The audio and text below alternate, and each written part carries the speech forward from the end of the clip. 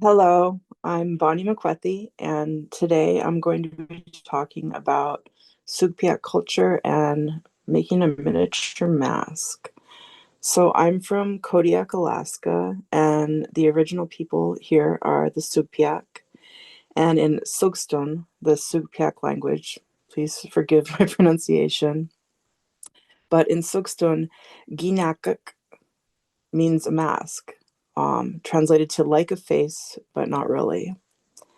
And the history of masks is deep and rich in Sugpiaq culture. They hold a lot of spiritual and ceremonial significance.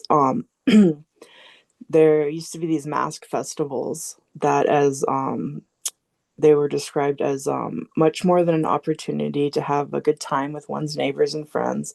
They also provided the opportunity to relive mythical events, to reaffirm one's traditions, to reaffirm one's belonging to a particular group. In other words, to reaffirm one's identity. Most importantly, the mass festivals were mass ceremonials during which the Koniag, the Sugpiaq people, asked the spiritual world to come anew to their help to ensure that the new hunting season would be successful. And my interest in researching masks comes from a curiosity about the worldview of the traditional Sugpiaq people, interested in what the spirituality was like. And much of that is um, lost to history, or maybe it's just really not meant to be known by me. But the masks still hold a lot of story and history and beauty, mystery in them.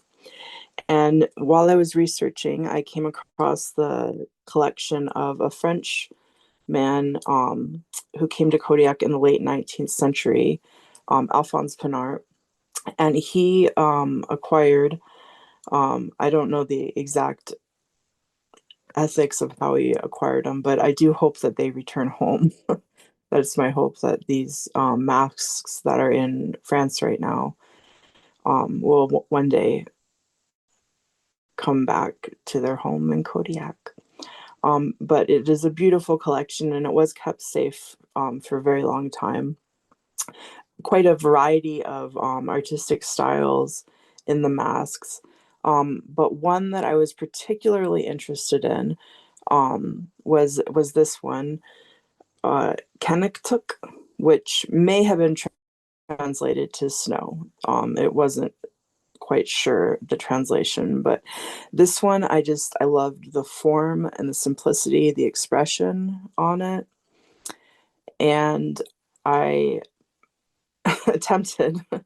um, I made a little miniature of this guy, and I began by softening the clay, and then I formed the general shape of him, and then the ridges, the forehead and nose I formed separately, and I combined those pieces and kind of smushed him a little bit. And then I gave him eyes and a mouth, and I baked him in the oven. And this is the finished product we got here. This guy, nothing like the original. The original definitely had much more put into it, and a lot more alive, a lot more spirit in it. The masks, um, often or always, I'm not quite sure, but the masks did have songs associated with them. And I couldn't find the exact song for this guy, but I did find a part of a song that I really like, that was "Where I go, you go, helper spirit. You don't know where I come from, the land or the sea. As I travel the universe, protect me." So, in that, I would like to thank the Allergic Museum, where a lot of this information came from, to the Sugpiaq people, to my home, to the original artists who put so much into their creations, and to the masks themselves. Thank you so much for listening. Have a good one.